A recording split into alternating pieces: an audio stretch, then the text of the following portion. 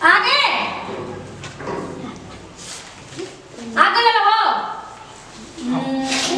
Deepu. Yes madam. Sonu Singh. जी madam जी। धोकी madam जी। मंटू सिंह। जी मैडम जी। धोकी मैडम जी। इतना लेट कहाँ आई रहा? लेट हो गई लमू तनिका के ख्याल नहीं हां। खड़ा रहो, कान तक खड़ा रहो जा। काम लगे खड़ा नहीं। हां बिल्कुल खड़ा हो, कान तक हेड सारा होता रहा। सुधीर सिंह। Yes madam. ऐसे बिल्कुल खड़ा रहो। तो खड़ा तो बेंचो पर खड़ा बन तो ढेर लाग लगत है। ऊपर का नीचे उतरा। नीचे खड़ा हां नीचे खड़ा रहो। अब दे नु। हां ऐसे खड़ा रहो। जब देले वाली का काम करके लाई बड़ा लोग। जी हाँ। हां दिखाओ। दोनों जना तेजे बांग का हो। हां ठीक बा रखो। ए मैडम जब कानो पल्ला हटाई हटावा। ना ऐसे खड़ा रहो बिल्कुल। जी हायो देख ली तनी। मानो बैठा चुपचाप। ली यो मुंह देखो कर तरीका तो तेज लेकर के पहले नु दिखावल जाला। देखो जान ज्यादा मत बोलो संतनु के। दिखाओ सोनू काम करके ले आई बड़ा। मार कंप्यूटर तने फाट गेल बा। क्वेश्चन काम हो। खड़े यस सर। बैठो बैठो। तब लवली सही चल रहा है पढ़ाई। ए मैडम हम कहां छोड़ के बैठ जाई। ना जब तक सर ना बोले तब तक खड़ा रहो। काहे खड़ा रहो। तन मन सजी लेट हो गेल हम तो कान दब के 1 घंटा ले खड़ा कर ले बड़ी धीरे बोला, धीरे बोला। बढ़ जा। ये नहीं थली चीज बांग। ये थली ठीक बांग। हाँ हो। ना आज के पढ़ाई में हमनी के कुछ रोमांटिक गाना हो चाहिए। हम गाई सर जी एगो गाना गाई भोला बढ़िया गाई। सबसे अच्छा तू काम करे बड़ा पकड़ा। मन लगा कर ऐसे पढ़। ठीक बा। चलो।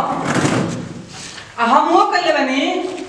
हाय का भर दल बनी कुल मोय। चलो ठीक बा लखो सर से बात कर करा। चलो वैसे स्टार्ट हो गाना। सर जी खड़ा हो गए बैठ के। खड़ा हो गाओ। खड़ा हो गए। हाँ। हमार लाइन ना लगी। हंसिया जमा तो गाओ ते नहीं हम। गाओ। हो गए गा देता नहीं। कौन? तू जो सीधा बड़ा वो है। उना नहीं। गाओ ना कौन हो? चलो। निमन लगेगा चाहिए खाली। मोहब्बत कर गइल अखिया न धड़कन के खबर लागल। मोहब्बत कर अरे लवली। गइल अखिया न धड़कन के खबर लागल। ई रूपवा के असर ना हो। ई रूपवा के असर ना हो। प्रीतिया कर गइल पागल। वो सब तनी अनबैलेंस हो जाता है या? ना ना ठीक है क्या? गाओ बहुत सुंदर गाना। ताली गाना खत्म हो ताली नहीं खत्म। एकदम बढ़िया। सोनू हाँ गाओ। ए सर हमरा तो उतना गावे ना आवेला। आज तो भोजपुरी आवेला नु हे गावा। एगो हम अपना जीजा जी पर गाना बनौले रही गा दिगा। हां गाओ गा दे तू ही तो पढ़े में तेज बड़ा क्लास में बढ़िया गावा। सही में गा दिगा हो। हां गा दो। गा दी भाई। एकदम गा दो। गा दी नु। हां गा दो। कैसे रहे? ठीक बगाओ तनी। कि जीजा जी खइबो पियबो ना तो हम टइबो कैसे आय अपना बहिन लोग के सेज पर ले कइबो कैसे आय अपना बहिन लोग के सेज पर ले कइबो कैसे। रोटी ठीक लगा बैठो। एकदम तले ठीक बा पढ़ा तारा तारा गाना ध्यान दे ठीक बा। सब ओ गांव में लगावेला। अभी एक गुरुजी तनी डिस्टर्ब बानी। देखो तनी ओकर मोछ भगत सिंह के मोछ नहीं लगता। मुझे पर तो भाई शान बा। गाओ। ना अभी तो नहीं टेंशन होगा नहीं सारा से गवा ली भोजपुरी ना वो पंजाबी नहीं लगता तू एगो गाओ गाना तो आज के समारोह समाप्त हो ठीक बा काल से टाइम से हेलो हां सुना तू लेट मत करी हो टाइम से स्कूल में आ जी रोज रोज छुट्टी हो गई छुट्टी हो गई हम जाता नहीं तो को था जा आज लेट हम नहीं हम जाते बता टाइम से आ जी देख लो जी आ तनी पढ़ाई में बढ़िया से ध्यान लगा जी प्रणाम जी सर प्रणाम ठीक है चल जा दीपू तू जल्दी आ जी दोनों अपने गोड़ लगता नहीं कितना अच्छा लग रहा लड़का गाना गावला तो तमाऊ लपुआ आखिर दादा रो रोमांटिक हो गया तनी गाना सुन के चल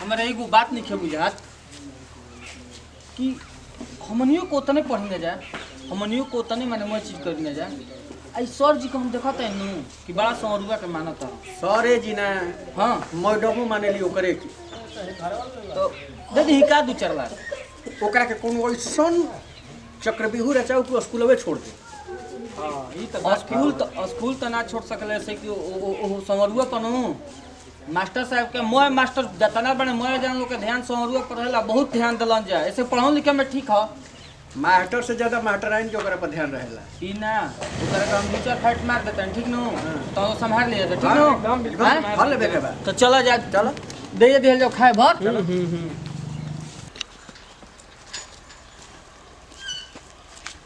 कैसे और बहुत तेज बनता रहो ना भाई ऐसे कहां कहता लोग नहीं बुझाते कि तू तेज बनता रहो ना यार कुछ चाहता रखा ना भाई हमारा तो बुझाते कि तू कुछ चाहता रहो हाँ ना कोनो कुछ गलती कर दी नहीं हमारा तो बुझाते कि तू कुछ चाहता रहो आई मलपट चढ़ैले बड़ा तू मलपट तू तर जाई ठीक ना ले बड़े भाई भाई भाई कबर जाई हम तो लोग कुछ कहनी हम तो लोग कुछ हाय हो कबर जी हाय ठीक ना हाय मैं हिल जाई भाई हम तो लोग कुछ बोलता नहीं हम होश में रहे बाबू होश में रहो घड़ी पहन के घुमता रे ऊ मैं कहते नु कि मलपटावा कबर जाई ना भाई हम तो लोग कुछ कहनी हम का ना भाई चले के छोड़ दी समझ के रही हो समझ जी समझ को लेतने पर इमर दे इनके तो हम कुछ बोलते नहीं की तो वही हमार यह तो पढ़ाई लिखाई हमार बर्बाद करा दिया सन इनसे कह झगड़ा खरीदत हसन तो झगड़ा खरीदत हसन ए बबुआ पढ़बा लिखबा ओखबा ढाठा आ भैंस चढ़ैबो मिली माठा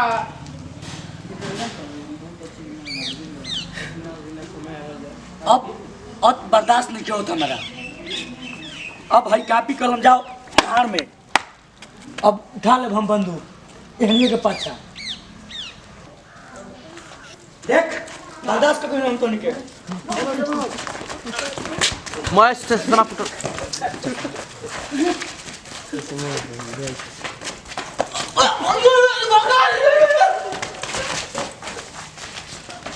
अच्छा फुटबॉल तो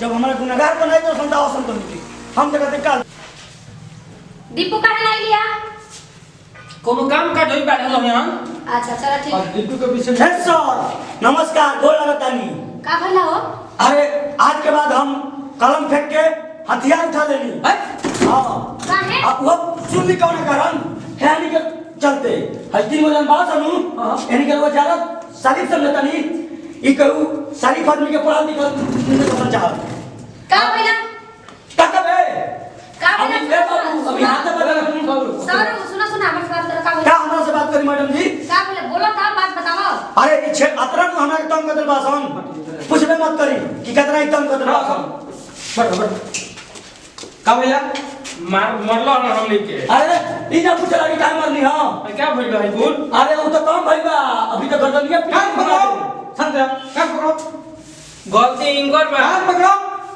इसलिए गलतियों करो तो कानो पकड़ो होता तो का है ना खाओ तो ध्यान दे कना जाते लोग सामने हमरा के मारता रहो मन गोड़ो हो गई भाई माने 3 आदमी मिल करके एगो के मार सकेला आई एक आदमी मिल करके तीनों के मारी ये अकेले रोग सब तू तो इन्हीं के प्रशंसा में लगा बली जा बाहर निकाल तनी जाते पैसा बड़ो अब सुनो शांति ए करो सब सुनो ना फेंक देनी कलम उठा लेनी बंदूक अरे अरे इनके ऐसे मत कर अरे छोड़ी महाराज ऐसे मत केहू के चैन से जिंदगी जिए ना दिया सन जाए तो गलती हो गई संगतिया बन जाए जा कहाँ संगतिया बना यो संगतिया कहता है संगतिया के कहल जाए संग में रह के घात करी तो तू संगतिया कहता तो तोरा ऑर्डर बताओ मित्र बन जाए जा अरे छोड़ तोरा नियम चुप मित्र सेट से करला तो नहीं नहीं से दोस्ती ना कर जब तक स्कूल में पढ़ना है सबको जब तक कोई एक शब्द ना बोले भाई क्या सर जी हम तो मित्र चलो हाथ मिलाओ ए सर रहुआ कहता नहीं रहुआ मिलाई हम चला हाथ मिलाओ दोस्ती के अरे सोनू अच्छा लड़का है अरे हनी पर विश्वास नहीं हो कि विश्वासघात कर दिया सर जाते आप आगे करिए तो बताइए और भी हाथ मिलाओ, बाबू जा सन तो इनके तो पहले बार में हमारा सुधर जी बसंत ये देखो तनी आज के बाद हमने के लड़ाई झगड़ा नहीं करे के ना ना आज से हमने के मित्र बनी आज के रिजल्ट सुन लो और सुनाई सर जी आज के रिजल्ट हां ये में देखिए यही में सब नोट कर लिया कब से नहीं तो जा सन चल हमार जिंदगी तो इनके तो नरक बना दिला सन कलम काटी तो हम फेंक देंगे एकरा से 100 रुपए सबसे पहले 100 रुपए वाह वाह रे सोनू वाह हम तो सोचले ना रहे तू इतना भाई पढ़े में तेज बढ़त का कहता नहीं सर बहुत तार नंबर आई बाबू का बात करते हम नहीं फर्स्ट डिवीजन फर्स्ट हे इनको सबके प्यार बाकी आ गइल बा अब उसे शांति करो लेकिन हई मान जा संतम नहीं हम थर्ड आइल बनी विशाल खेल हम पास वाली सर जी खाली लड़ाई झगड़ा करना कर सुधीर 2 नंबर से फेल कम 2 नंबर हो रहे हैं इतनो संस्कृत में पास हो गए तो एक बार हमरो बता दी आप तो एकदम कैसे तो कहा ए सर एक चुने मारी इस पढ़त कइले बासन दिन भर तक खाली देखत सन के संगे झगड़ा खोजे कह जाते से झगड़ा ही खोजत चलता सन कहला है सौरभ भाई कि मॉडर्न जी के अपना क्रिया खतनी आज के बतारा से झगड़ा करबे ना कर चुप ये सब का देखा बड़ा आई अभी निकाल के बाहर करो बा तब सर जी जाई जानू जा लो लेकिन पढ़े पर ध्यान दो ठीक बा सारे लड़ाई का मन बता अभी ना अब क्या लड़ाई कर पहले तू लोग निकला अरे सिटी मार बे सिटी अरे सुधर जो देखो, अब की बार सिटी मार के अब की बार बाजल हूं हमार तो उज्जवल भविष्य के बर्बाद तो नहीं करिए दोस्ती के सब कसम हम ना करो दोस्ती के कसम ऐसा प्रणाम गोड़ तैनी हम सब जी लेकिन अब पढ़े की इच्छा खत्म हो गई बा हाँ ना, चाहे ना नहीं ना ना सुनो मन लगा के पढ़ो अरे अब क्या पढ़म आज वाला सब काफी अच्छा आदमी बन दो सुना हमार बात मानो का करो तरह से काम नहीं करो नहीं छोड़ दे तू बस अपना पढ़ाई रखन कामयाब एक दिन ना एक दिन नौकरी करबा एकदम कामयाब होबा हम बात है ई तरह सबके प्यार आशीर्वाद बा ठीक है जा नमस्कार प्रणाम बोला तनी भैया हम विवेक श्रीवास्तव सौरू जी आप सब जैसे प्यार बनौले बने वैसे बनौले रही यह वीडियो ऐसे बनावल गई बा कि बहुत सारा ऐसा भाई होता रहे कि जे साफ सुथरा छवि से जे पढ़ल लिखल अपन जिंदगी भविष्य उज्जवल कर चाहता होगा टॉर्चर करता रहे तो गुनाह करे वाला से ज़्यादा गुनाह जे बर्दाश्त कर के हुआ और के तंगी परेशान जो करता वो चीज़ के रहुआ एक्सेप्ट करता नहीं अत्याचार बर्दाश्त करता नहीं तो सबसे बड़का गुनहगार रहुआ बानी तो गुनहगार रहुआ बानी अत्याचार बर्दाश्त मत करी अत्याचार करे वाला के करेजा काँप जाई तो यही से दी विदाई अगला वीडियो में हमने के फिर से मिलल जाई जय हिंद जय भारत जय